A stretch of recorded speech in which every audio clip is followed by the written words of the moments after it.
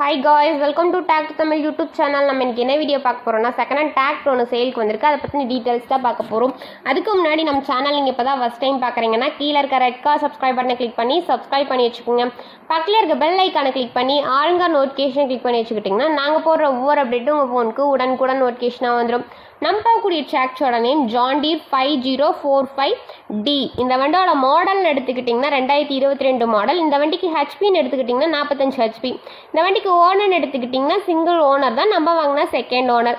இந்த வண்டி வந்து ஸ்டேரிங் கண்டிஷன்லாம் பார்த்தீங்கன்னா பவர் ஸ்டேரிங் வித் ஆயில் பிரேக்கோட அவைலபிளாக இருக்க மாதிரி சொல்லியிருக்கிறாங்க.